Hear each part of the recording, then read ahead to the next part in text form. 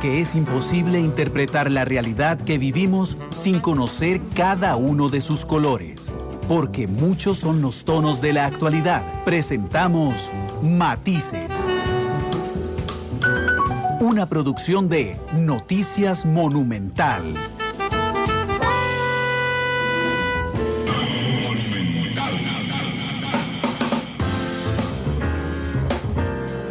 Dos de la tarde con 8 minutos. ¿Qué tal? Muy buenas tardes. Bienvenidos a Matices, este programa de Radio Monumental que analiza los temas que son noticia en Costa Rica y en el mundo. Yo sé que tenemos 5 meses de estar hablando de COVID, pero el COVID tiene tantas aristas como las tiene la vida misma, porque ha venido a trastocar justamente la vida, pero ha tenido que ponernos a prueba en un montón de temas y nos ha impulsado además en algunos otros en los que íbamos a pasito muy lento, como por ejemplo el uso de la tecnología. Y si no, pues el programa de hoy es el mejor ejemplo de esto. Es una entrevista que estoy haciendo desde mi oficina en vivo, virtualmente, con mi invitado que está en otra zona de San José y que estamos transmitiendo a través de diferentes plataformas, incluyendo Facebook Live y la televisión. Don Luis Adrián Salazar, por supuesto que todos lo conocerán como exministro de Ciencia y Tecnología, pero además es ingeniero experto en temas tecnológicos y yo le agradezco muchísimo que me acompañe esta tarde. Don Luis Adrián, bienvenido, ¿qué tal? Muy bien, muchas gracias, don Randall, un placer estar por acá en su programa y pues ciertamente, como antecedía usted, la tecnología ha sido un elemento transversal durante toda esta pandemia, antes, durante y sin lugar a dudas de todas las decisiones que se tomen de aquí en adelante. Así que muchas gracias y muy buenas tardes. Muy buenas tardes. Déjeme preguntarle antes de hablar de tecnología, ¿qué tal la vida de civil? Miren, he descansado, he descansado bastante, he podido leer, he podido escribir, y pues de ahí ando buscando trabajo, que es lo que nos toca posterior a que terminamos la función pública, algunos, el llegar y ponernos a buscar trabajo, pero ciertamente he disfrutado mucho con mi familia y estoy contento y ya bastante descansado. Sí, pero buscar trabajo en épocas de pandemia es complicado, don Luis. Durísimo, es muy duro, es un tema muy complejo, pero bueno, no hay que desfallecer y siempre hay que ir hacia adelante. Yo creo que lo más importante es pues seguir insistiendo para pues poder buscar dónde uno incorporarse, y yo creo que parte de esto, la tecnología, es un elemento que puede potenciar no solamente a quienes somos de formación. Yo soy ingeniero de sistemas de computación, sin embargo, pues no solamente a los que somos relacionados a la tecnología, sino a las demás áreas para poder implementar y poder potenciar lo que se hace, pero ciertamente el tema del trabajo está muy complicado. Don Luis, vamos a la tecnología de una vez. Normalmente yo diseñaría esta entrevista para ir pasito a pasito hablando cómo era la situación tecnológica antes, durante y después, pero voy a ir de una vez al grano. ¿Qué es, y discúlpeme que use una palabra tan popular, qué es lo más rajado que ha visto en tecnología, en avances tecnológicos, una vez que el COVID-19 nos ha hincado y nos ha puesto, nos ha impulsado a utilizar otras herramientas? ¿Qué es lo más, y esta es la palabra popular, rajado que ha visto en tecnología? Mira, lo más rajado que he visto en tecnología, pues usando su palabra, son los sistemas de inteligencia artificial para la toma de decisiones, ¿verdad? Para medir patrones de comportamiento a partir de pues el aprendizaje de máquinas, y pues poder llegar y generar elementos para la toma de decisiones, para todo lo que es trazabilidad de los focos de contagio, igualmente la generación de inteligencia artificial y robótica para poder llegar y generar mascarillas especializadas. Yo creo que en este instante la infotecnología y la biotecnología están haciendo una unión a partir de la inteligencia artificial para poder generar elementos de potenciación de la forma de vivir de cada uno. Claramente, esto desde el punto de vista digital, o sea, donde se amalgama la parte digital y la parte biológica. Sin embargo, desde el punto de vista científico, pues claramente las investigaciones que se han hecho para poder desarrollar tratamientos y vacunas, pues son sorprendentes, y yo creo que han tenido una aceleración muy importante, y esa capacidad de generar ciencia, decía John Biden el candidato a la presidencia de los Estados Unidos, en un tuit el día de ayer, que ahora más que nunca es cuando nosotros ocupamos se lo leo literalmente, dice: ahora más que nunca necesitamos un presidente que crea en la ciencia. Eso lo ponía el candidato a la presidencia de los Estados Unidos, y pues es un poco esa generación, no solo de tecnología, no solo de ciencia, sino lo que es el canal conductor, el eje de desarrollo sobre lo que se va a cimentar la economía ahora, como lo es el conocimiento, o sea, el talento transformado en conocimiento. Luis, ¿qué es infotecnología?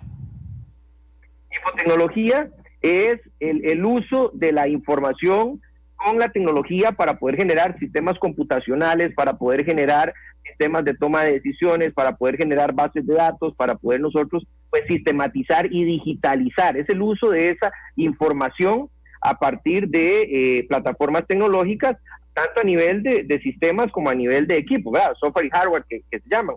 Pero esa es la infotecnología, que se une pues también a la biotecnología, ¿verdad? Que es la parte de todo el estudio de la biología, de todo lo que es la parte de la vida, y entonces pues ahí se generan direccionamientos de trabajo muy importantes sobre los cuales ahora pues se están haciendo grandes avances, pero yo creo que además de la ciencia, hay un tema que sin lugar a dudas es fundamental en esto y ha sido los procesos de digitalización.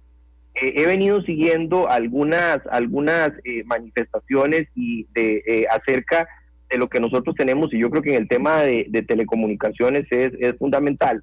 Por ejemplo, la semana anterior, Antonio Guterres, el secretario de las Naciones Unidas, mencionaba que la brecha digital refuerza las divisiones socioeconómicas y que las divisiones socioeconómicas deben de potenciarse o deben de reducirse a partir de la educación y la tecnología, porque en este momento hay 4 billones de seres humanos en esta tierra que están conectados, 4.5 de acuerdo al último estudio las estadísticas que tengo a enero del 2020, pero ahí queda un 50% que hay que conectar.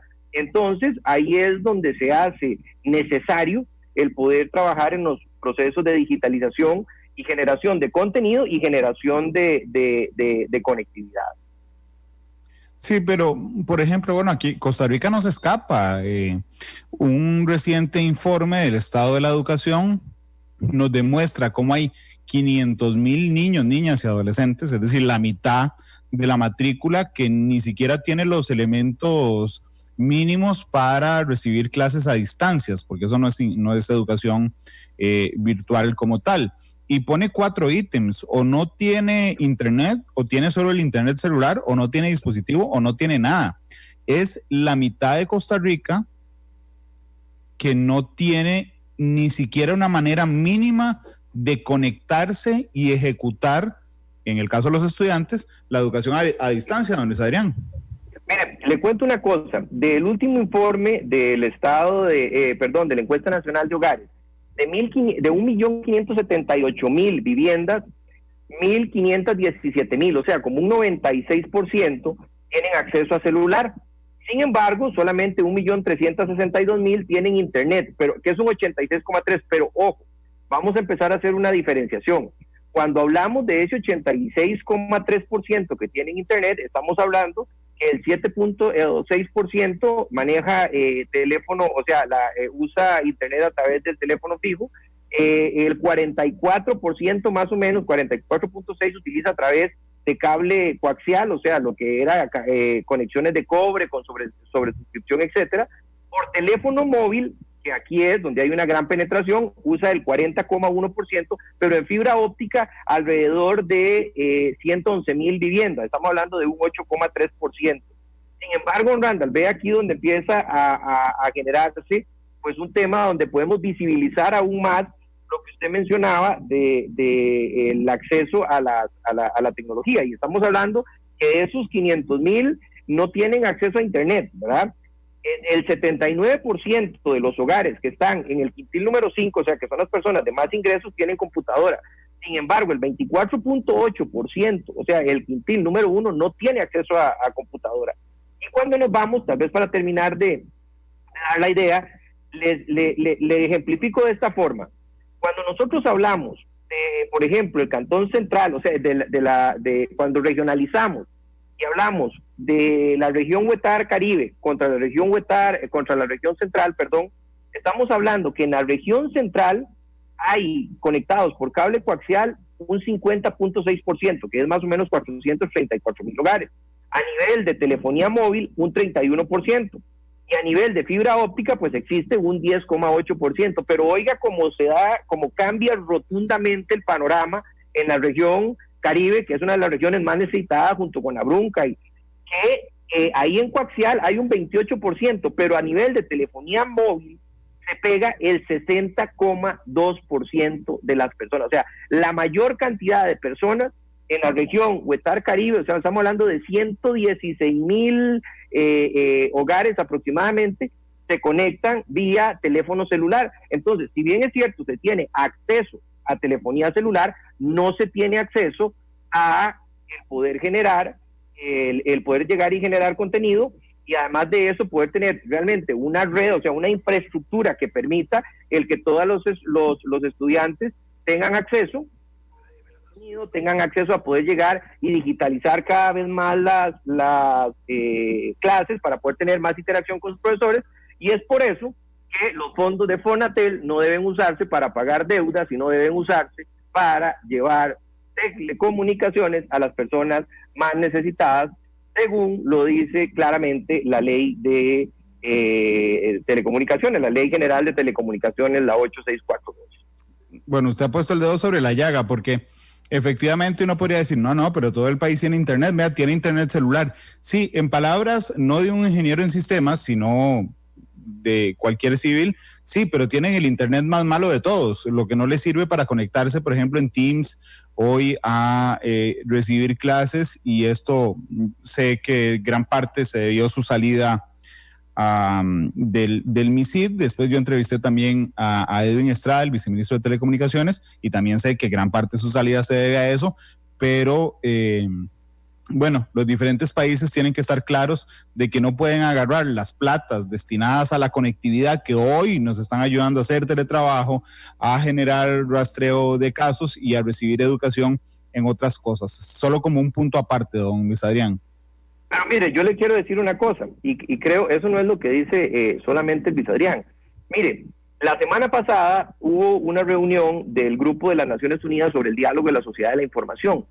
Y Ángel Gurría, que es el secretario de la OCDE, donde estamos nosotros recién ingresando, lo cual a mí me satisface muchísimo, dice que los gobiernos tienen una oportunidad única de trabajar juntos hacia una recuperación habilitada digitalmente que fortalezca la inclusión y la resiliencia de nuestras economías, con el bienestar de las personas siendo el centro de trabajo. Y como si fuera poco eso, imagínense lo que ha ocurrido en esta última semana. El 1 de agosto, Sebastián Piñera llega y hace el anuncio de la liberación de la licitación para frecuencias 5G, y entonces dice que la sociedad digital es la oportunidad sin límites para derrotar la pobreza. Y termino nada más con lo que ocurrió el 25-24 de julio, donde Pedro Sánchez hace el anuncio de España Digital 2025, donde llega y avisa que se va a invertir 140,000 millones de euros para poder digitalizar España, porque dice que el liderazgo del siglo XXI se juega en el espacio digital. Y está hablando que de los primeros, que en los 3 años que le faltan a él, los 70,000 millones que van a empezar, de los 140,000, 50,000 van a trabajarse por medio de el sector privado, lo cual me lleva a mí a 2 conclusiones. Uno, realmente el proceso de reactivación económica se tiene que ver sustentado sobre el conocimiento, sobre las redes digitales, y adicionalmente a eso, con una amplísima participación del sector privado. Por eso es que yo digo que en este instante, y lo he dicho en algunas ocasiones, que yo he dicho que es tan importante, o son tan importantes, y quizás más en este instante, el que nosotros desarrollemos carreteras digitales que carreteras de cemento. Ojalá el gobierno lo logre tener tan claro como usted, don Luis, aunque yo lo dudo mucho. Permítame regresar al tema de la tecnología, incluso desde una zona de ocio que tiene que ver mucho con lo que está pasando en el mundo. Estamos usando Zoom para conversar. Es increíble, no solo el crecimiento de esta plataforma, sino el crecimiento de las plataformas virtuales, de reunión virtual, incluso en grupos poblacionales que no estaban acostumbrados a utilizarlo, don Luis. Bueno, pero es que aquí ha ocurrido algo. Con toda cuando nos cayó la pandemia, porque el tiempo de reacción, vamos a ver, O sea, antes uno podía llegar y tomar decisiones a más largo plazo en desarrollo tecnológico. Sin embargo, en este instante es complejo porque cuando nosotros nos enfrentamos al desarrollo tecnológico es tan rápido como suceden las cosas que pues el demorar en una decisión puede que nos lleve a quedarnos atrás. Si a eso usted le suma que hace 7, 8 meses los aviones estaban en el aire y no en el suelo como ahora, pues entonces obviamente toda esa incursión de la tecnología es fundamental. Una de las cosas que hemos tenido nosotros en Costa Rica, y yo creo que aquí hemos tenido un elemento positivo, y es que esa penetración que existe, sobre todo de telefonía móvil, nos ha hecho que nosotros seamos receptivos al uso de la tecnología. Entonces, por eso es que las personas tienen la posibilidad, y veámoslo así, cuando hablamos del shock tecnológico, de uso tecnológico, si tienen un celular, tienen WhatsApp y tienen la posibilidad entonces de usar un teléfono celular, de usar espectro radioeléctrico, de usar una aplicación, entonces poco a poco hemos ido incorporando dentro de nuestra nueva normalidad pues el uso de tecnología, lo cual yo creo fervientemente que la nueva normalidad solo tiene una constante o algo que es total y completamente cierto, y es que la incertidumbre es altísima y por eso la capacidad de adaptarnos nosotros es fundamental para poder desarrollar los diferentes procesos, tanto a nivel de trabajo, como a nivel de ocio, como a nivel de estudio, para poder comunicar. Por supuesto, de hecho aquí nos estaban comentando, por ejemplo, de todas las plataformas que han ido surgiendo o que han tomado fuerza. Estamos hablando de Zoom, que si no me equivoco, y a menos de que usted tenga otros datos, ha sido la que más ha crecido, pero también está GoToMeeting, Teams, Hangouts, WhatsApp, que subió un montón de gente durante los últimos meses, don Luis Adrián. Mire, si se oye un poco el ruido es que está lloviendo muy fuerte. Usted me dice y me reacomodo por cualquier cosa. No llega nada, no se preocupe. Más bien dicho eso, que está lloviendo. Ya empezó a llover. Vamos a ver, una de las cosas que vimos las primeras semanas fue la saturación o cómo creció sobre todo el internet fijo, porque la gente empezó a irse para trabajar a sus casas y ojo que lo interesante de este proceso con el tema de teletrabajo, donde pues nos acostumbramos a teletrabajar, lo hicimos muy rápido y entonces se vieron cargadas las redes y aquí pues nosotros iniciamos en ese momento, digo nosotros porque todavía estaba yo en el ministerio, junto con la Superintendencia de Telecomunicaciones y las diferentes cámaras, un proceso para poder llegar y trabajar en cómo poder robustecer las infraestructuras tecnológicas. Ahí las empresas privadas y que proveen servicios de telecomunicaciones invirtieron en mayor capacidad internacional, mejoraron su core, su centro neurálgico de las telecomunicaciones y ocurrió algo importantísimo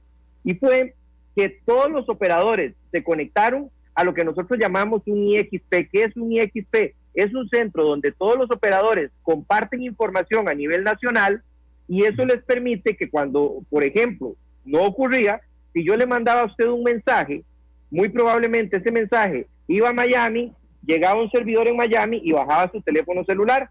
En este momento, pues todo ese tráfico se comparte a nivel interno y eso nos da mayor estabilidad en redes, nos da mayor capacidad de ciberseguridad y es un elemento de los cuales nosotros pues hemos visto cómo ha venido potenciando y de ahí la necesidad que hubo para poder robustecer las redes que en aquel momento pues estaban funcionando en un plazo muy corto, ¿verdad? Don Luis, ¿cómo es el tico en uso de tecnología? Porque ahora no solo nos tenemos que reunir virtualmente como lo estamos haciendo hoy, sino que también utilizamos las herramientas informáticas para hacer transacciones bancarias, para pagar los recibos e incluso las personas más humildes de este país para pedir el bono proteger. ¿Cómo es el tico usando tecnología? Mire, el tico usando tecnología realmente es bastante asertivo. Como le decía, el hecho de que nosotros hayamos tenido pues tanta penetración de internet móvil, internet celular y telefonía celular, eso ha permitido que nosotros muy rápidamente adoptemos la tecnología en nuestro diario vivir. Ciertamente nosotros estamos bastante acostumbrados, la asimilamos muy rápido y vea por ejemplo el tema del bono proteger. Se creó una aplicación y muy rápidamente muchísima gente ya la utilizaba, ¿verdad? Entonces, esa es la capacidad de asimilación. claramente quedan algunos retos, y en los procesos de digitalización hay 3 elementos fundamentales. Uno está el tema de interoperabilidad, o sea, cómo yo hago para que las diferentes instituciones del Estado se puedan conectar y de una manera segura, con protección de datos, con protección de información, puedan llegar a intercambiar entre los diferentes sistemas para que cuando se va a habilitar un trámite, y cuando hablo de que, o sea, si ocupamos, pensemos en un trámite, que adicionalmente a eso tenemos muchos en este país, que ocupa información de 4 instituciones, cómo digitalmente yo voy a la institución 1, 2, 3 y 4 y en una ventanilla única ofrezco el servicio. Obviamente, ahí se necesita una infraestructura estando en mi gestión, y cuando hablo de mi gestión, porque esos no son logros míos, fue logros de todo el equipo que trabajó, y pues qué dicha que algunos de ellos todavía se mantengan por ahí, porque creo que es un muy buen equipo el que tiene el ministerio, pero firmamos un acuerdo con Estonia, que es el país más digitalizado, para poder aprenderles de la plataforma que ellos tienen de transmisión de información de una manera segura, con protección de datos, para poder llegar y digitalizar los diferentes trámites. Aunado a eso está el tema de ciberseguridad como el segundo punto, y hay un tema que es fundamental, que es la parte de identidad digital. Nosotros en Costa Rica tenemos pues los sistemas de firma digital, que es cuando yo ocupo certificarme, dar un valor jurídico a una transacción, pero también podemos hacer una serie de trámites con solo identificarme, y ahí podría ser por medio de huella digital, por medio de la iris del ojo, etcétera, y entonces esos procesos de integración son en los cuales pues se está trabajando como país, y pues estoy seguro que se continuará haciendo con una intensidad importante. Entonces los ticos estamos acostumbrados, y además de eso nos acostumbramos pues a usar tecnología de calidad. Por eso es que es tan importante que nosotros todos los recursos que tengamos los usemos de una manera asertiva para poder implementar plataformas tecnológicas que nos ayuden a dar ese salto. Deme un segundo, porque ahí usted me escucha bien. Perfecto. Que dicha, es que bajé el cable con la rodilla y desconecté el micrófono. Le decía que es curioso cómo todos esperamos que todo pase por internet. Hace un par de semanas estaba conversando con alguien que es muy cercano a mí, una generación más arriba, y me decía, es que tiene que existir un sistema en el cual yo agarre un audio MP3 y me lo convierta a texto. Y entonces yo le decía, qué raro, yo nunca he escuchado que eso pase. Entonces me dice, no, pero busca, tenés que encontrarlo, ¿verdad? Y entonces esa persona, que por supuesto no creció utilizando las redes, me dijo, es que ahora internet lo hace todo. Y literalmente lo curioso, cuento esto porque lo curioso es que efectivamente internet le dice a uno en términos muy sencillos, lo hace todo, Luis Adrián. Hoy dependemos las ventas, el transporte, la movilidad, la entrega de productos, las reuniones de trabajo, el trabajo, los foros, el trabajo colaborativo, todo está basado exactamente en internet. Y nosotros vemos esto, nosotros vemos el Wi-Fi donde me conecto, pero el backstage de esa tecnología es muy complicada de llevar adelante porque es algo que no se ve hasta que está en uso, por decirlo de alguna forma. Así es, y eso abre el espacio para mencionar el tema de lo que es la cuarta revolución industrial. O sea, pero cuando hablamos nosotros de cuarta revolución industrial, ¿de qué es lo que estamos hablando? Porque se ha vuelto un tema que se utiliza mucho, del cual se habla mucho, pero en ocasiones no comprendemos ciertamente cuáles son esos procesos de cuarta revolución industrial. Y la idea es de poder usar la tecnología y el conocimiento en función del ser humano.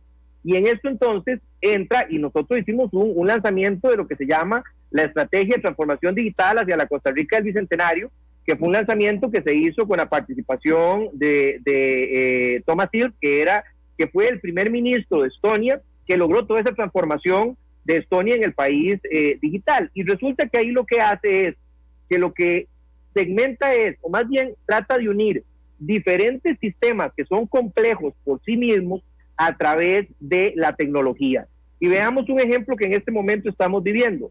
Tenemos en este instante un sistema, y cuando hablo de un sistema es un conjunto de elementos, de variables, de personas que están interrelacionados entre sí para poder lograr un fin común, para poder tener un resultado determinado.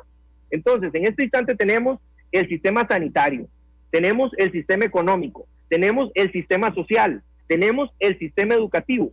Entonces, la tecnología es ese habilitador, es ese conector que viene a permitir que todos esos diferentes sistemas que ya son complejos por sí mismos permitan el dar los mejores resultados en función de poder tener resultados magnificados. Y aquí es donde yo siempre he repetido que yo creo que el futuro de este país, que además de eso, el futuro es ya, debe trabajar en función de poder potenciar el conocimiento a partir de la unión transversal de todos estos diferentes temas para lograr un fin común, que es el desarrollo social y económico de este país. Don Luis, efectivamente, le pregunto, ¿es cierto que hay países que rastrean los casos de COVID a través de la tecnología? Esta mañana vi como la Unión Europea estaba, o anoche en Noticias Internacionales, como la Unión Europea estaba apresurando la utilización de 14 aplicaciones para lograr rastrear esto. ¿Ya hay alguien que lo haga, digamos, con esa apertura? Totalmente. De hecho, ya hay países que han disponibilizado el software para poder hacerlo. Ahora, aquí hay un tema que es fundamental y es el poder llegar y generar, que yo creo que además de eso, y ahora lo podemos concatenar, sumar un poquito más adelante con lo que es el tema de 5G, pero lo que han hecho es poder llegar y utilizar los dispositivos electrónicos, los teléfonos celulares, para dar trazabilidad a los potenciales contagios. Claramente esto, y esa es la posición personal que yo tengo, esto tiene como el gran reto la posibilidad de protección de los datos y protección de la información. A nivel técnico, ahorita vamos a entrar a ver cuáles son los elementos que yo considero que deben usarse a nivel de manejo de información, pero a nivel técnico existen sistemas que por medio de GPS, o sea, de sistemas de posicionamiento o sistemas de Bluetooth, ese que activamos para conectarnos con los audífonos, etcétera, lo que hace es que determina cuánto tiempo usted estuvo cerca de una persona que potencialmente pudo haber sido detectada con COVID, para que a usted le llegue una alerta y entonces le diga que usted podría tener una alerta de que potencialmente usted estuvo cerca de una persona que tiene COVID, para que tenga todos los cuidados respectivos. Desde el tema meramente tecnológico, existen muchas plataformas, en Singapur se usan, en Corea del Sur se usan, o sea, existen muchas plataformas para eso. Sin embargo, y yo creo que esto es un gran reto, país, nosotros, y yo considero que esa plataforma debe usarse bajo algunos requerimientos específicos. Primero, que sea con consentimiento informado. ¿A qué me refiero? La persona decide si usa o no usa el sistema. O sea, usted, Randall, decide, yo voy a bajar la aplicación y la uso o no la uso, ¿verdad? Dos, se usa la tecnología que yo recomiendo después de leer mucho, es el sistema por Bluetooth. ¿Qué significa? Que yo puedo activar o no mi teléfono a Bluetooth una vez que he bajado la aplicación, y entonces si estoy cerca suyo, los teléfonos se identifican, o sea, saben que estuvieron cerca, y posteriormente, si alguno de los dos tiene un resultado afirmativo, positivo en COVID, no le avisa a la otra persona, no importando quién sea. O sea, no le avisa, mira, Randall, usted estuvo a la par de Luis Adrián y estuvieron en tal parte. Eso es información que es irrelevante.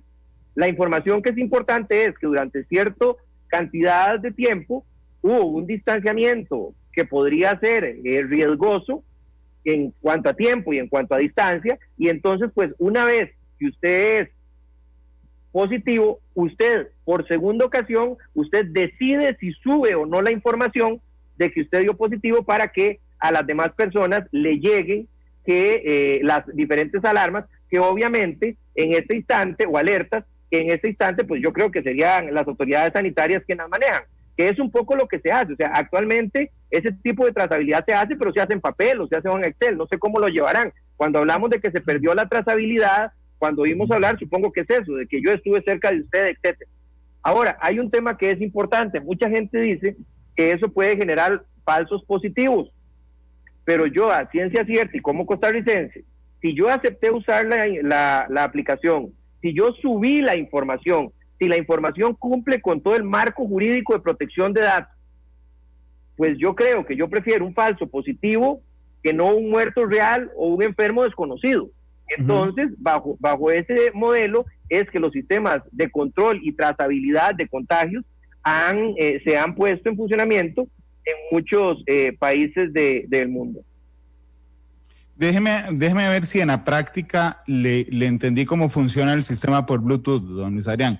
Yo bajo la aplicación, prendo el Bluetooth y mis 5 periodistas que están en la sala de redacción fuera de mi oficina lo instalan también, ¿verdad? Y entonces mi teléfono se comunica con los teléfonos de ellos, ¿verdad? Y aquí es importante, no es el teléfono de Randall que se comunica con el teléfono de Fernanda, Febe, Karina, Juan Enrique y Fernando, sino con un dispositivo. Okay. Es un dispositivo A con un dispositivo B. Ok, yo me voy de aquí y resulta que en el supermercado, pese a las medidas necesarias, una persona también tenía habilitado esto, nos topamos ese día y al día siguiente a esa persona le da un aviso positivo de COVID. Esa persona le llega la notificación al celular o escoge, aquí tengo la primera duda, de decir soy positivo, le da clic soy positivo y nos llega un aviso a todos los dispositivos, conozca o yo no conozca a la persona, que estuvimos cerca de esa persona. Mire, en eso hay 2 opciones. Vamos a ver, los sistemas hacen lo que los ingenieros decidan, ¿verdad? Y obviamente los diseños de sistemas pues responden a necesidades reales y acorde a la ley. Entonces, esa podría ser una forma de funcionamiento. Sin embargo, pues en este momento existen soluciones mucho más sofisticadas que también manejan patrones de conducta. ¿A qué me refiero? Que si usted normalmente está cerca de una persona, por ejemplo, usted y su esposa, pues los teléfonos en la noche muy probablemente pasen a una distancia de 2 metros, 2 metros y medio. Entonces eso empieza a crear conocimiento, o sea, empieza a generar un patrón de comportamiento donde pues entonces él empieza a crear a través de inteligencia artificial esas burbujas que nosotros creamos a nivel real. Yo con mi hijo, con mi esposa, pues normalmente los dispositivos están conectados.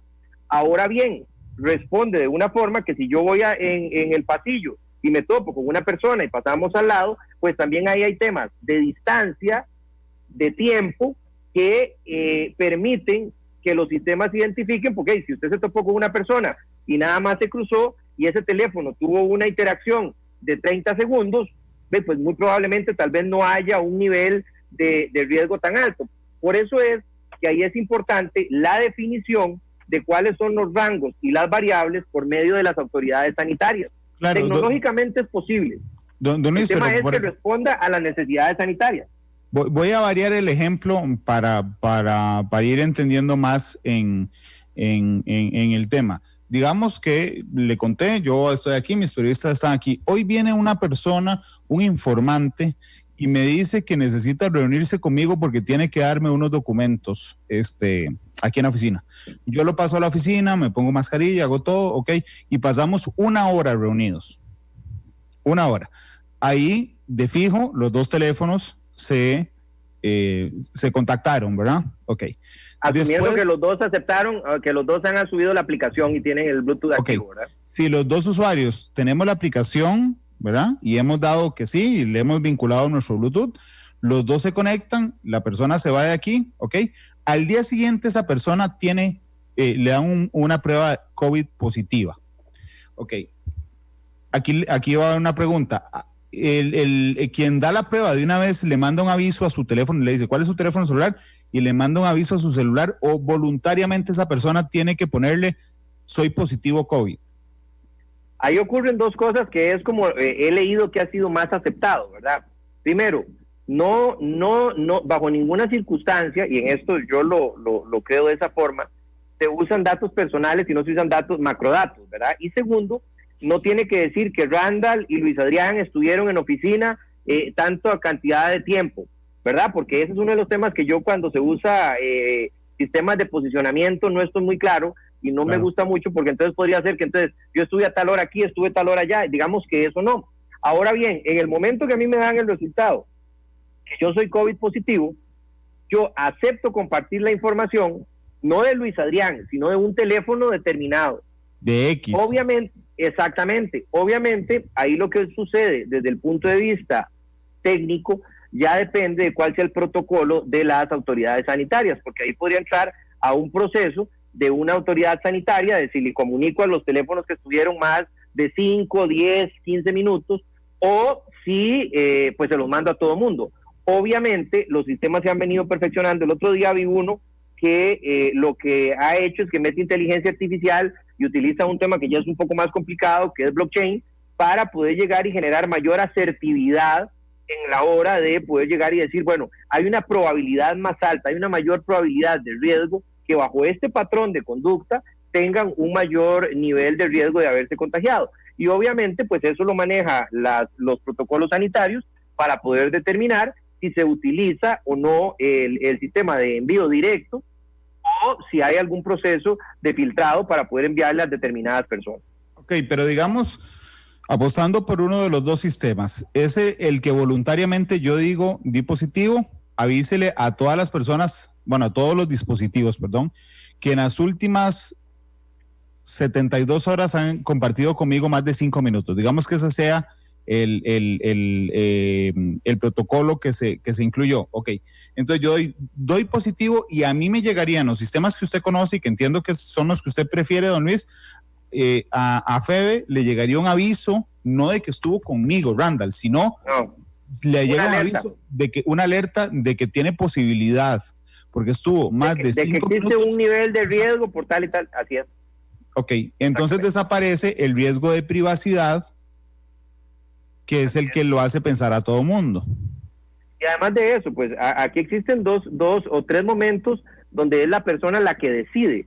Uno, cuando baja la aplicación; dos, cuando activa el Bluetooth; y tres, cuando autoriza llegar y compartir la información. Entonces, hay tres momentos en donde la persona es consciente de compartir o no la información. Yo le digo una cosa, en los momentos donde existe cada vez más, o sea, ¿cómo se hace para llevar la trazabilidad en países donde no estamos hablando que son, bueno, ya en Costa Rica existe una gran cantidad, pero que estamos hablando que hay 150,000, 200,000, 300,000 personas que tienen, pues están contagiadas? Esto permite dar mayor inteligencia a las decisiones, y cuando hablo de inteligencia estoy hablando de mayor cantidad de variables puestas dentro de los modelos de toma de decisión para poder llegar y optar por uno u otro camino a la hora de tomar medidas en otras áreas que no son necesariamente la sanitaria, porque si bien es cierto, esto ayuda para temas sanitarios, ayuda para temas de poder llegar y abrir el comercio, puede ayudar para llegar y hablar de temas de clases, etcétera. Son fuentes de información. Yo creo que aquí nosotros tenemos que, sin lugar a dudas, yo soy del criterio que a nivel de la PRODAF hay que hacer cambios sustanciales, inmediatos y de alto impacto. Pero yo, para poder nosotros poder llegar y acceder a esa cuarta revolución industrial, donde los países están haciendo cosas como las que hemos hablado nosotros hace un momento, ciertamente la confianza en el uso de la información debe ser fundamental, y que el ciudadano esté total y completamente seguro que los datos se están usando de una manera lo más segura posible y total y completamente apegado al marco normativo jurídico que rige el país donde vivimos. Don Luis, digamos que, no sé, ya pasó este ejemplo que le dije, usted tiene la app activada con el Bluetooth vinculado y yo también. Y entonces usted me llama un día por teléfono y me dice: Randall, tengo un expediente de todo lo que se gastó de Fonatel en pagar cosas que no tenían que ver con tecnología. Yo le digo: perfecto, don Luis, ¿qué hacemos? Y usted me dice: no, yo tengo el expediente físico, así es que necesito verlo. Pero a mí me da cosa la UPAT. Entonces yo digo: ¿y a dónde me voy a encontrar con don Luis Adrián? Porque todos pensamos en la UPAT. Entonces ya sé, este rato, desde que voy a ir a reunirme con él, voy a desactivar mi Bluetooth. Y le digo: don Luis, usted puede desactivar su Bluetooth, y esto es un ejemplo, ¿verdad? Y entonces me lo topo ahí en la esquina del ICT aquí al frente, que lo estoy viendo, para que me dé los datos. Eso puede pasar, es decir, yo puedo decidir cuándo me está monitoreando, en los ejemplos que usted conoce, una app y cuándo no. Bueno, el ejemplo fue bien trágico, ¿verdad? Yo espero que nunca suceda un un ejemplo así tan terrible, ¿verdad? O sea, yo estoy seguro. ¿Por qué? que ¿Por lo que de no. la UPAD o por lo del expediente? No, porque confío en la transparencia con lo que se mueve la plata en Fonatel, y espero que las enseñanzas, o sea, porque es fundamental que el país aprenda a cómo poder digitalizar las cosas dando seguridad a las personas. Pero volviendo al ejemplo que ¿cómo se llama? Que usted me ponía, ¿verdad? Ahí hay varias cosas. O sea, recordemos que yo puedo activar o desactivar el Bluetooth, pero también te voy a decir algo, Randall. En este instante, muchos de nosotros usamos los teléfonos celulares y andamos los sistemas de localización abiertos. O sea, hay un montón de sistemas operativos y teléfonos que traen activo el sistema de localización. En este instante, sin usar ningún tipo de aplicación, o sea, ya dentro del sistema operativo en sí, o sea, usted tiene un sistema de localización, o si alguno quiere hacer la prueba, si es capaz un teléfono de localizarlo o no, métase a WhatsApp y le da localización, compartir localización en tiempo real, o métase a Waze y dígale dónde está usted y que ocupe ir a tal otro lado para ver si los sistemas actualmente tienen un poder de monitorearnos o no tienen un poder de monitorearnos. Claro. Entonces, ahí es donde podemos desactivar o no, ¿verdad? Don Luis, perdón, de hecho en algunos dispositivos Android, esto yo no uso Android, pero lo aprendí hace algunos años, en Gmail usted vincula la cuenta, o sea, tiene una cuenta vinculada por supuesto a Google y le dice dónde estuvo las últimas 48 horas. De hecho, lo que yo recomiendo, bueno, cada persona decide, ¿verdad? Pero yo recomiendo que las personas desactiven esos sistemas de localización y que solo permitan, porque también lo traen los sistemas operativos de los teléfonos, que solo permitan saber su localización cuando usted está usando una aplicación determinada. Obviamente, si usted está usando Waze, tiene que tener un sistema de localización pues para saber a dónde está usted, para ver dónde quiere llegar, ¿verdad? O si usted quiere compartir su información. Pero en esto yo creo que es importante que nosotros pues tomemos la conciencia de cuál es el manejo de información, y que hay muchísima información que nosotros actualmente sin saber compartimos, no con sistemas nacionales, sino con diferentes sistemas operativos, aplicaciones, etcétera, ¿verdad? Don Luis, yo sé que yo le hice una pregunta con un ejemplo condimentado, yo entiendo, pero digo, usted es una persona muy inteligente y sabe que desde que empezamos a hablar de esto y estoy viendo los comentarios en Facebook Live, la mitad de la gente dice UPAD. Yo sé que usted no es la persona responsable de convencer al país de que la UPAD existe o no existe, pero sí puede ver como un analista que existe una enorme desconfianza producto de esa situación. Y creo que es donde ha estado la piedra en el zapato para hablar abiertamente de este tipo de aplicaciones. Correcto, y lo comparto. O sea, el tema es que nosotros, para poder aspirar a un país digitalizado, tenemos que dar muestras contundentes a nivel de las instituciones, y yo creo que aquí la PRODAV juega un papel muy importante, pero yo creo que debemos de dar la seguridad sobre el manejo de la información y el manejo de los datos que hacen los diferentes sistemas de información, porque nosotros no vamos a poder quedarnos fuera de los procesos de digitalización, pero sí tenemos que ser contundentes en cuál es el manejo de los datos que existe, cuáles son los sistemas de seguridad que se tienen, cuáles son los protocolos de compartir información que hay para poder garantizar a las personas que se está utilizando los sistemas de una manera adecuada. Esto es un reto gigantesco, Yo le digo una cosa, cuando hablamos de interoperabilidad de sistemas, cuando hablamos de cómo podemos conectar los diferentes sistemas para poder digitalizar trámites, etcétera, la mayor preocupación que yo tengo en este instante es cómo poder ir nuevamente ganando la confianza de que los datos se manejan de una manera adecuada. No estoy haciendo ningún tipo de tema de valor, ni estoy dando una posición con respecto a lo que no haya o haya ocurrido. O sea, es total y completamente independiente mi punto de vista, pero lo que sí creo es que las personas tienen que estar seguras de cómo se maneja la información y cuál es, para qué se maneja la información, porque hay información, digamos, pública, que es el tema de por ejemplo, el número de cédula, pero no es lo mismo manejar ese número de cédula que manejar el expediente médico, o no es lo mismo manejar el tema de su hoja de delincuencia, etcétera. O sea, existe un mundo, y en esto es importantísimo porque cada vez nosotros estamos en un mundo de datos. O sea, cuando nosotros hablamos de transformación digital, y estamos hablando de procesos industriales, estamos hablando de la transformación de procesos industriales, estamos hablando de la transformación de las cadenas de valor, estamos hablando de la transformación de la formación educativa y talentos. O sea, todos esos elementos tienen dos elementos muy esenciales y muy constantes. Uno, la tecnología, y dos, la información. Entonces, la posibilidad de nosotros lograr trabajar con macrodatos, trabajar con sistemas seguros, etcétera, es fundamental, porque de ello depende que nosotros podamos ir moviéndonos hacia una Costa Rica más digitalizada, que creo que es la ruta por la cual nosotros debemos de caminar, ¿verdad? Claro, porque de hecho aquí varias de las dudas que persisten es, por ejemplo, bueno, ¿y quién almacena los datos? ¿Es el Estado? ¿Es una empresa privada? ¿Durante cuánto tiempo quedan almacenados? ¿Quién hace las auditorías para determinar que no se estén guardando más datos de los necesarios? Vienen todas esas preguntas.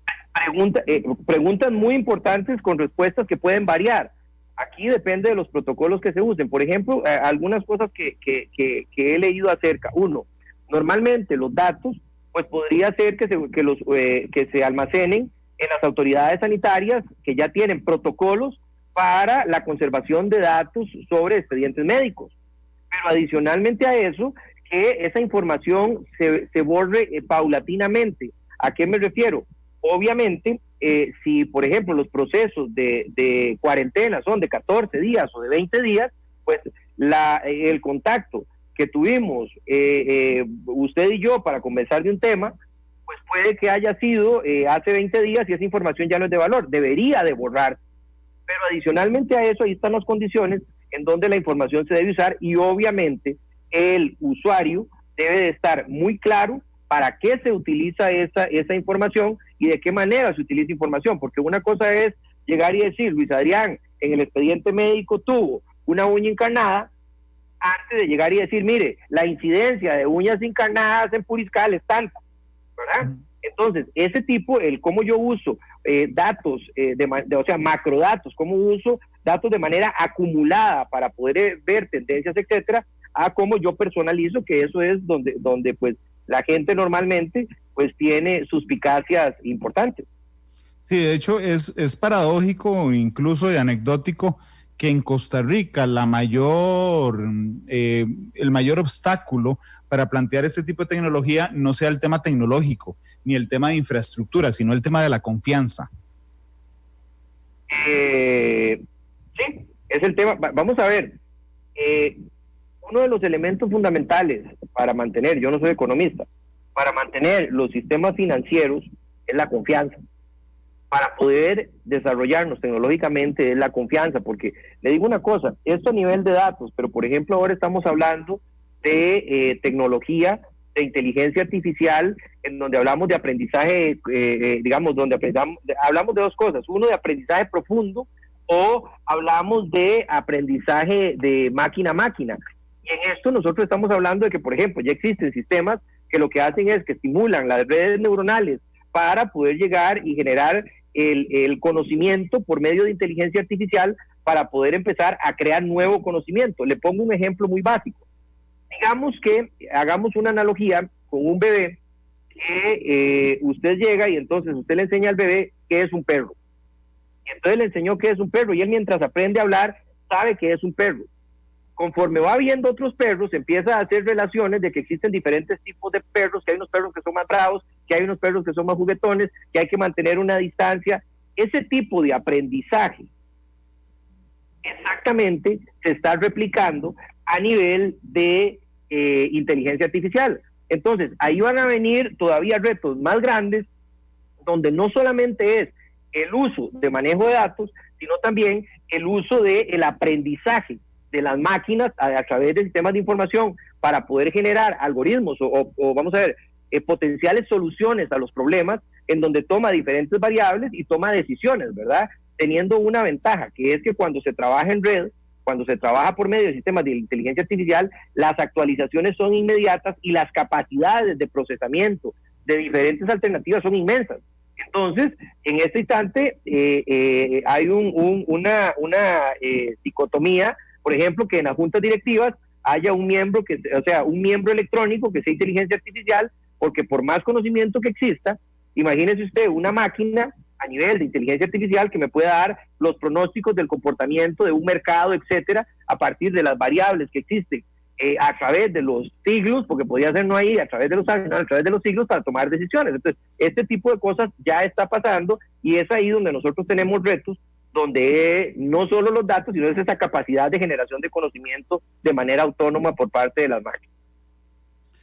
Sí, de hecho, don Luis, discúlpeme que me vaya a un tema que podrá parecer burdo, pero no es burdo. Hace algunos meses surgió una aplicación, pero no me acuerdo del nombre, donde uno se tomaba una foto y se veía a los 60 años, 70 años, FaceApp, creo que se llamaba, 80 años, bueno, no sé. Hasta que hubo advertencias internacionales de que esa aplicación lo que hacía es que agarraba datos suyos del teléfono que usted le daba a aceptar cuando bajaba la aplicación y los mandaba a algún servidor internacional. Y para nadie es un secreto que el viernes pasado el presidente de los Estados Unidos, Donald Trump, dijo, voy a prohibir TikTok en Estados Unidos. La pregunta era ¿por qué? Porque todo el mundo baila tan, tan, tan, y entonces la respuesta es, bueno, porque China se está dejando los datos.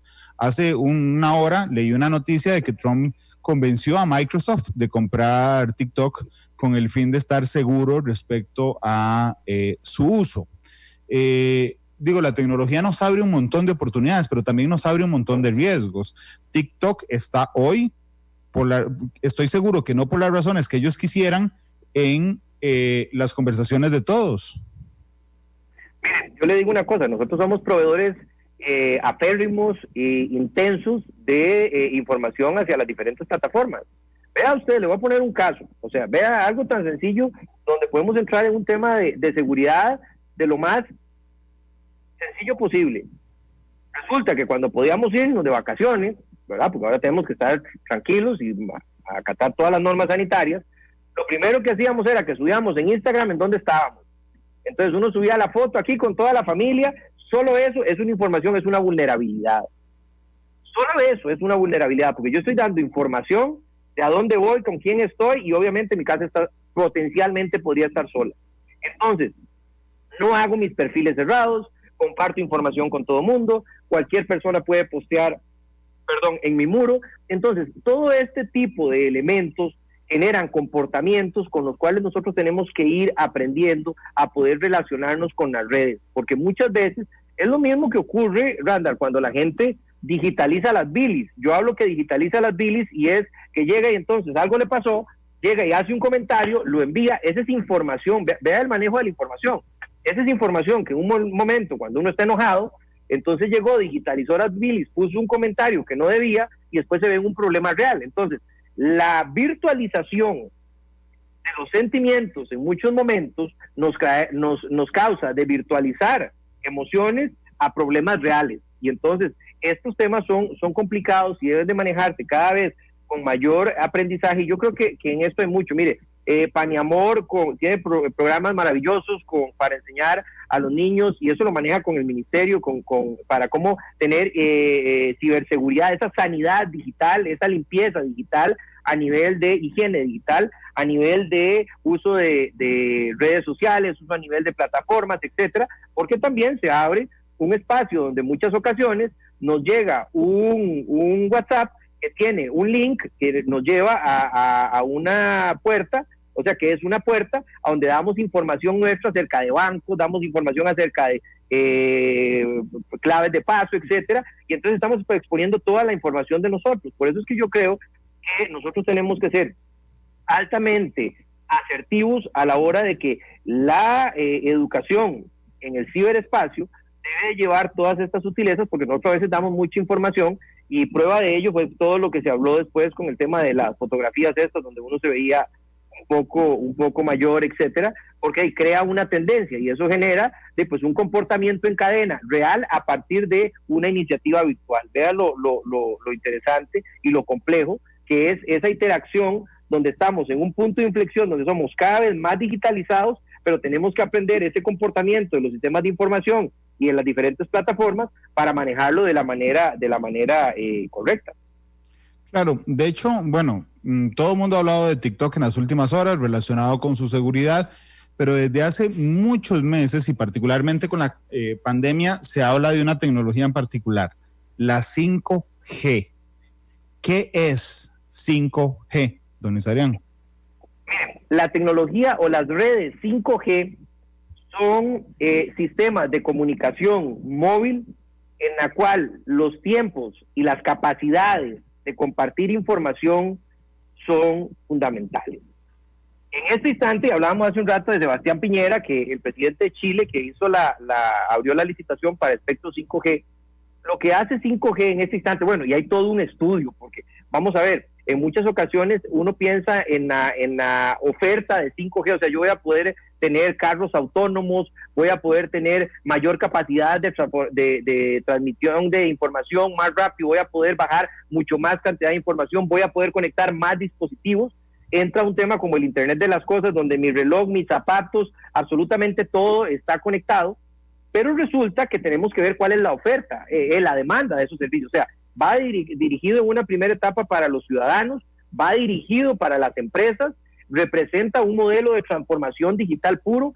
Cuando nosotros hablamos de 5G, estamos hablando de una generación de comunicaciones con capacidades de transmisión de información súper importantes. Y esto tiene, pues veamos que en este instante existe todo un pulso político entre dos potencias mundiales para el manejo de las diferentes infraestructuras de 5G. Lo primero que tenemos que hacer es que en Costa Rica tenemos que ir hacia adelante. Hace como un año aproximadamente tuve la oportunidad de estar en su programa y donde estábamos hablando del encendido digital para poder liberar la banda de los 700 MHz.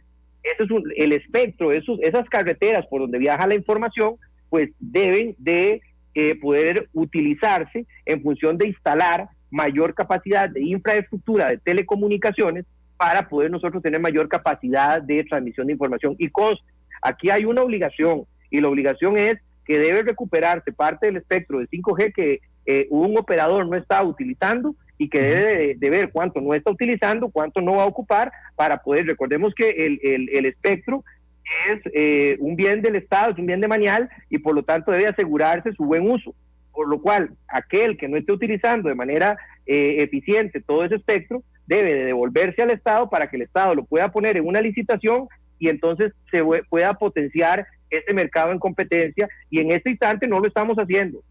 En este instante yo espero que se tomen las decisiones administrativas y pues lo que conlleve las decisiones políticas para que ese espectro de 5G que no se está utilizando por parte de un operador pues pase a licitarse y entonces todos tengan la oportunidad de participar, porque ese operador tiene muchísimo espectro que yo creo que pues podría utilizar de una forma pues más eficiente.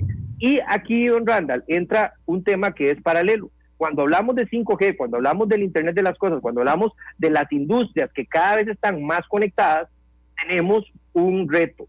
Y es que hace un rato hablamos de Fonatel, que es una de las áreas que se está desarrollando en cuanto a los procesos de llevar universalización de acceso solidario a los costarricenses, tal y como está estipulado en la ley 8642, en los artículos 31 y 32, eso debe usarse como la parte de comercial. Y ahí el gran reto, y esto el señor viceministro de Telecomunicaciones lo venía haciendo un espectacular trabajo con todo su equipo para poder llegar y potenciar el tiraje de infraestructura, porque con si ahora actualmente, imagínense que tenemos 82 municipalidades, hay un reglamento de construcción por cada uno, hay trámites en diferentes instituciones, entonces para tirar un poste, para tirar una torre, pues eso es un proceso complejísimo. Entonces, cuando vamos a hablar de 5G, si bien es cierto, no se utilizan tantas torres tan altas o postes tan altos,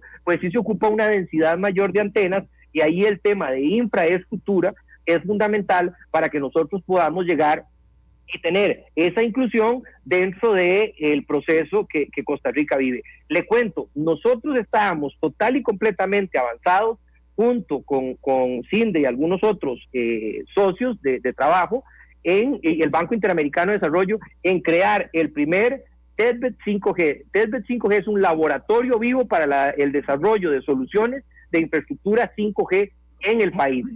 Esto pues se detuvo un poco a causa de la pandemia. Yo espero que se retome, porque ciertamente nosotros, con el talento que nosotros tenemos, y vea, don Randall, lo que sobra en este país es talento.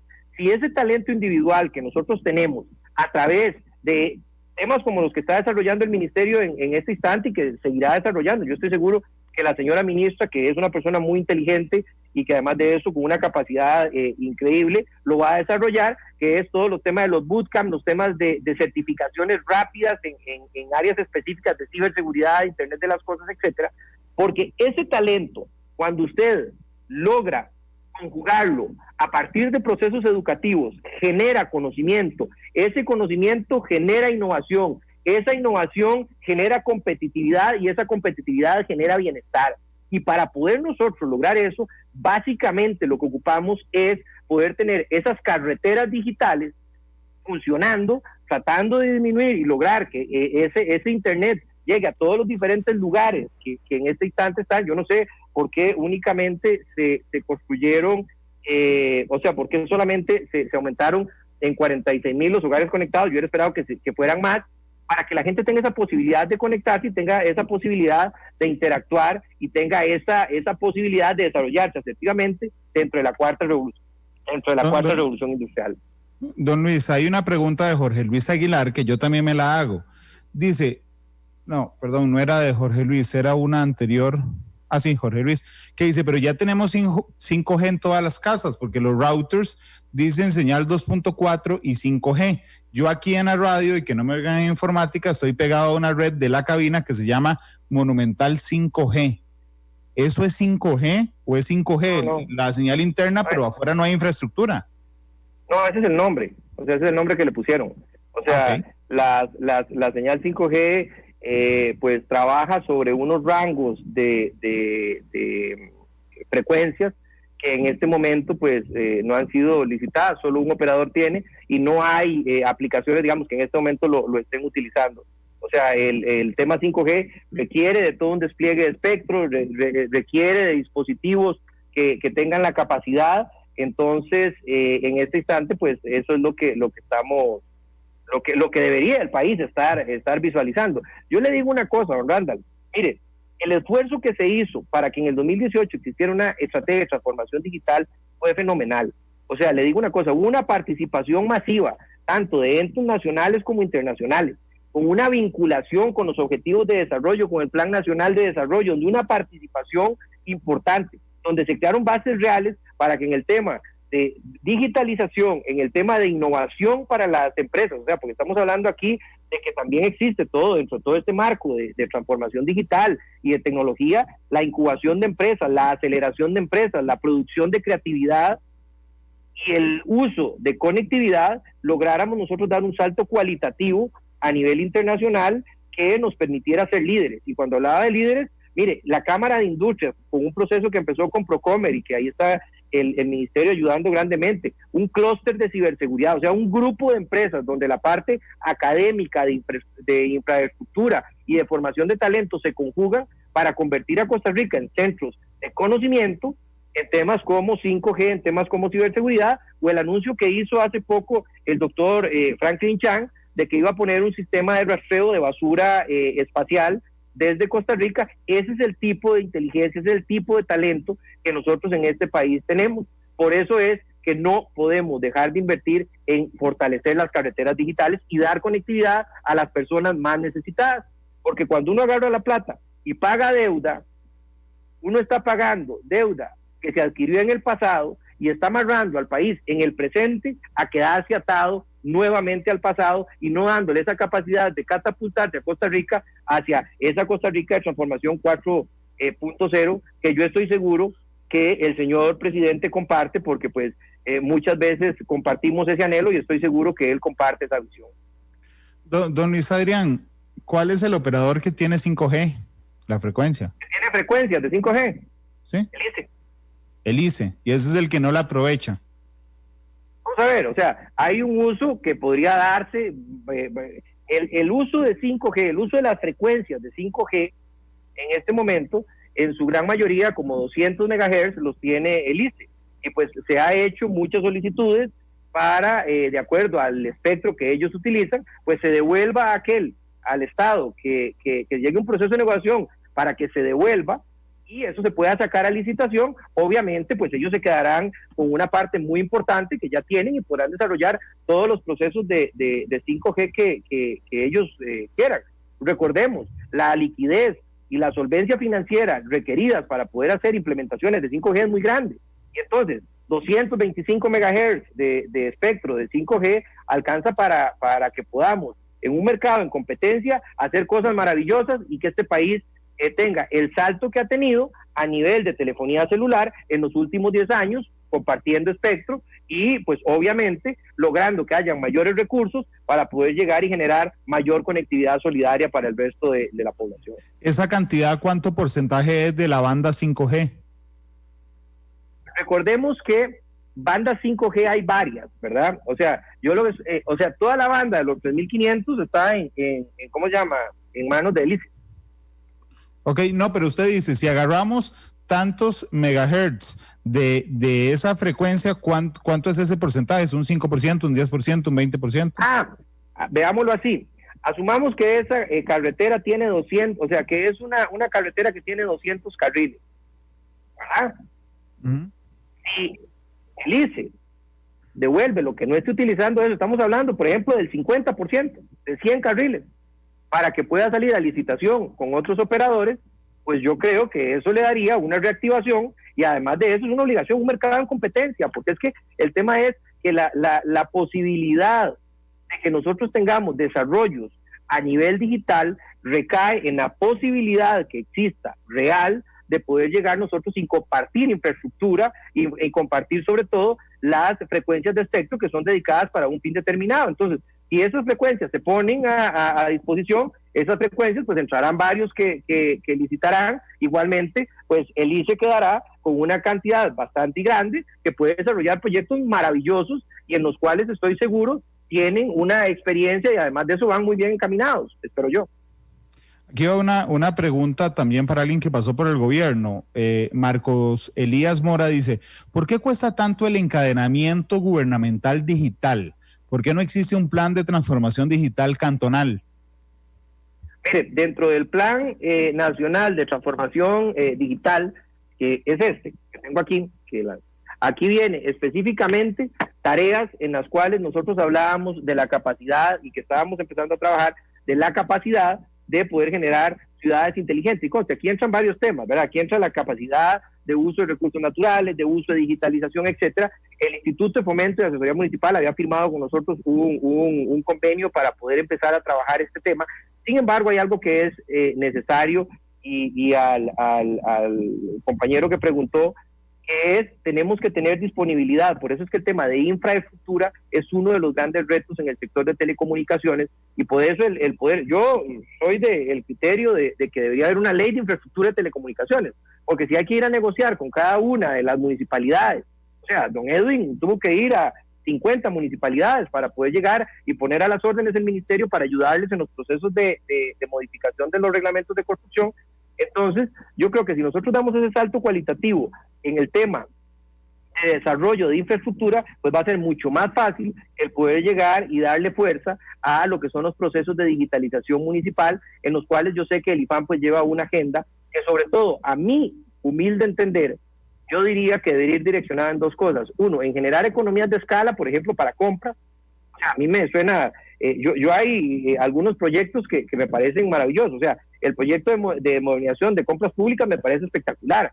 Al igual que comparto el proyecto de doña Silvia Hernández de crear una promotora de innovación, de transformar el CONICYT en una promotora de innovación, como un Procomer, no para comercio, sino para innovación. Y ese es un proyecto que ya está dictaminado. Entonces yo creo que bajo esta posibilidad, o sea, si nosotros logramos insertar esta cápsula de ADN, de innovación y digitalización dentro de la política pública, y la política pública no es un tema aspiracional, es un tema de que realmente nosotros tomamos la decisión país de caminar hacia ese horizonte para generar reactivación, tal como lo ha hecho España con su proyecto de España Digital 2025.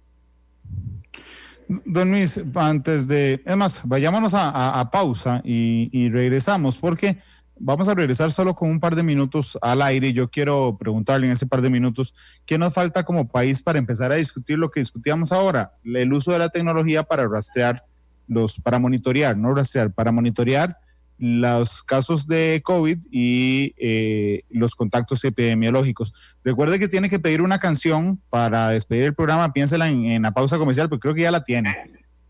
Tengo. Bueno, son las 3 preparado. Son las 3:17. Vamos a la pausa y volvemos. Tonos, matices.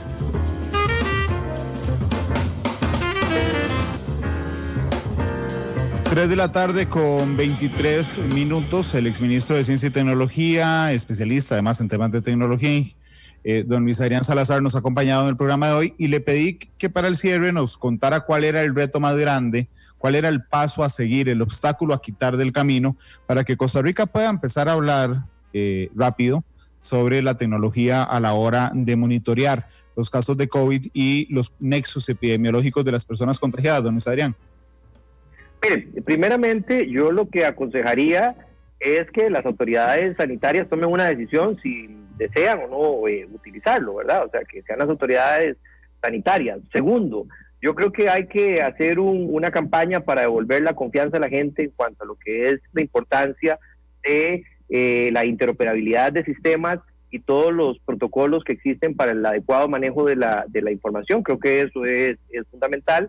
Y después, ciertamente, pues buscar una tecnología de toda la gama que existen, que vaya muy direccionada, sobre todo en donde haya consentimiento informado del usuario, que exista la posibilidad de poder compartir la información o no, que además de eso esté muy claro todos los procesos y los protocolos de manejo de seguridad de la misma, y pues adelante, o sea, porque eso se estaba discutiendo, lo estábamos discutiendo en abril o por ahí, o sea, y no pasó. Entonces podría ser que las autoridades sanitarias no quieren, pero yo creo que el ayudarnos sobre tecnología con una estructura, protocolos y además de eso, pues diseñado bajo esquemas de seguridad adecuados, podría ayudar a pues robustecer esa capacidad humana. Recordemos que antes la mayor diferencia a la hora de generar competencia era pues poder fortalecer las capacidades humanas, y en la primera revolución industrial era como fortalecíamos el músculo. En este momento es como fortalecemos la generación de conocimiento y cómo hacemos más inteligente la toma de decisiones. Y yo creo que hay bastantes opciones en el mercado y en diferentes áreas que podría ayudarse. Y conste, aquí, ojo, no digo que sea dentro del EDUS, pero sí que el EDUS sirva como la puerta de entrada con un sistema aparte, incluso si quieren, porque hay 2 millones de personas que en este momento ya tienen esta aplicación, ¿verdad? Entonces, pues que se tomen las medidas necesarias, que se tome la seguridad adecuada, porque Costa Rica necesita avanzar digitalmente en diferentes áreas y la confianza en el uso de la tecnología de información es fundamental, y sobre todo en usar los recursos de telecomunicaciones para lo que fueron hechos. Don Luis Adrián, le agradezco muchísimo que nos haya acompañado hoy. ¿Qué canción para servirle siempre. Gracias, don Luis. ¿Qué canción escogió? Dream On de Aerosmith.